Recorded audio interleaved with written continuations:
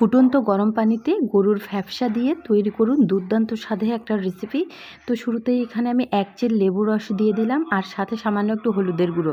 পানিটা যেহেতু ফুটে উঠেছে এখানে আমি আগে থেকে পরিষ্কার করে রাখা ফ্যাপসা এবং কলিজা দিয়ে দিচ্ছি। তো ফ্যাপসা কলিজাগুলোকে কিন্তু আগেও খুব ভালো করে পরিষ্কার করতে হবে।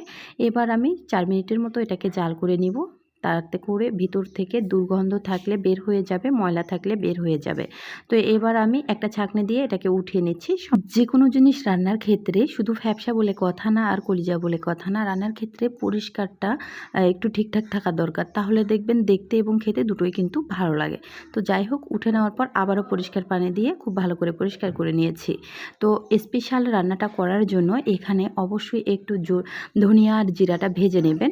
যাই হোক, ভেজে নেওয়া হয়ে গেলে চুলায় একটা হাঁড়ি বসিয়ে দিয়ে এখানে 1/3 কাপ রান্নার তেল দিয়ে 1/3 কাপ পেঁয়াজ কুচি দিয়েছি। এবার তেল পেঁয়াজটা একটুখানি ভেজে নেওয়া হয়ে গেলে সাথে আমি দিয়ে দিচ্ছি 2টো বড় সাইজের তেজপাতা, তারপর 5 টুকরো দারুচিনি, 5-6টি লবঙ্গ, গোলমরিচ। খুব ভালো করে আবারও সব কিছু নেড়েচেড়ে ভেজে নিয়ে এখানে 5টির মতো সাদা এলাচি মাঝখান থেকে ফেটে দিয়েছি সুন্দর ফ্লেভারের জন্য। এ পর্যায়ে দিয়ে দিচ্ছি আদা বাটা 1 টেবিল চামচ, রসুন বাটা 1 টেবিল চামচ। আবারও সব কিছু ভালো করে নেড়েচেড়ে এখানে আমি পানি দিয়ে দিচ্ছি 1/3 কাপ। এখানে কিন্তু মশলাটা পুড়ে ফেলানো যাবে না। তো এবার আমি লবণ দিয়েছি স্বাদ মতো, তারপর হলুদের গুঁড়ো দিয়ে দিচ্ছি 1 টেবিল চামচ, মরিচের গুঁড়ো দিয়ে দিচ্ছি 1.5 টেবিল চামচ। খুব ভালো করে মশলাটা এবার কষিয়ে নেব। মশলাটা যত ভালো করে কষিয়ে নেবেন রান্নার টেস্টটা কিন্তু তত ভালো আসবে। সো যাই হোক, মশলাটা কষিয়ে নেওয়া হয়ে গেলে ওই যে পরিষ্কার করে রাখা ফ্যাপসা কলিজাগুলো দিয়ে দিচ্ছি। এবার ফ্যাপসা কলিজার সাথে মশলাটা খুব ভালো করে কষিয়ে নেব। তো এ পর্যায়ে আমি দিয়ে দিচ্ছি ওই যে মশলাটা আমি বানিয়ে রাখলাম ধনিয়া এবং জিরা, সেটাকে আমি গুঁড়ো করে দিয়ে দিচ্ছি। এতে করে না সুন্দর একটা ফ্লেভার আসে বুটের ডাল রান্নার ক্ষেত্রে আর কি। সো যাই হোক, নেড়েচেড়ে বেশ কিছুক্ষণ কিন্তু আমি কলিজা ফ্যাপসাটাকে কষিয়ে নিলাম। এই পর্যায়ে এই বুটের ডালটা কিন্তু আমি আগে থেকে 3-4 ঘন্টা ভিজিয়ে রেখেছিলাম। তাতে করে হয় কি, খুব দ্রুত সিদ্ধ হয়ে যায় আর একেবারে তুলতুলে নরম সফট হয়। সরাসরিও রান্নাটা করে নিতে পারবেন, ততক্ষণ কিন্তু একটু সময় বেশি লাগবে। সো যাই হোক, একটু নেড়েচেড়ে সব কিছুর সাথে মিক্স করে নেওয়া হয়ে গেলে এখানে আমি 2 কাপ মতো পানি দিয়ে দিচ্ছি। এবার খুব ভালো করে কষিয়ে নেব। তো অবশ্যই খুব ভালো করে কষিয়ে নিতে হবে আর চুলার আঁচটা মিডিয়াম লোতে রেখে রান্না করলেই আমার কাছে মনে হয় বুটের ডাল রান্নাটা ভালো হয়। একেবারে হাই হিটে রান্না করে নেওয়ার কোনো প্রয়োজন নাই।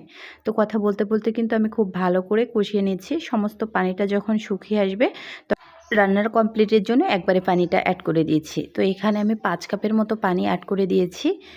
পানিটা অ্যাড করার পর বেশ কিছুক্ষণ এটাকে আমি জাল করে নিব। প্রথমে একটু হাই হিটে বলকটা উঠে নিব আর তারপর কিন্তু এটাকে বাগার দিব, তারপর লো আঁচে এটাকে চুলায় বসিয়ে রাখবো। তো কিছুক্ষণ পর কিন্তু আমি একটু কাঁচামরিচ ভেঙে দিলাম মাঝখান থেকে। এটা দিলে না টেস্টটা একটু আলাদা হয় আর সুন্দর একটা ফ্লেভার চলে আসে। সো যাই হোক, এখন আমি বাগার দিয়ে দিব। তার জন্য একটা রসুন কুচি করে দিয়ে দিয়েছি আর এখানে একটা পেঁয়াজ কুচি দিয়ে দিলাম। তেল দিয়েছি 1/3 কাপের মতো। 2টো শুকনো মরিচও মাঝখান থেকে চিড়ে দিয়েছি। একবারে যখন গোল্ডেন কালারটা চলে আসবে ঠিক সেই পর্যায়ে এখানে আমি ওই যে রান্না করে রাখা ডাউল আর মাংসটা অ্যাড করে দিচ্ছি, ফ্যাপসাটা। তারপর একটু ভাজা জিরের গুঁড়ো দিয়ে দিচ্ছি আর এখানে নেড়েচেড়ে দেওয়ার পর একটু ধনিয়া পাতা কুচি অ্যাড করে দেব। এখন এটাকে মিডিয়াম লো আছে চুলার উপর রেখে দিব আমি 10 মিনিটের জন্য। এই তো আমার রান্নাটা কমপ্লিট। ভালো লাগলে ইউটিউব, ফেসবুক যেখান থেকেই দেখেন না কেন আমার পরিবারে যুক্ত হয়ে যাবেন। সম্পূর্ণ রেসিপি দেখার পর যদি মনে হয় একটু ভালো লেগেছে, প্লিজ একটা হলেও লাইক, কমেন্ট, শেয়ার করবেন। আর অনুরোধ করব একবার এভাবে বানিয়ে দেখবেন, দুর্দান্ত একটা টেস্ট পেয়ে যাবেন সব কিছুর সাথে। আল্লাহ হাফেজ।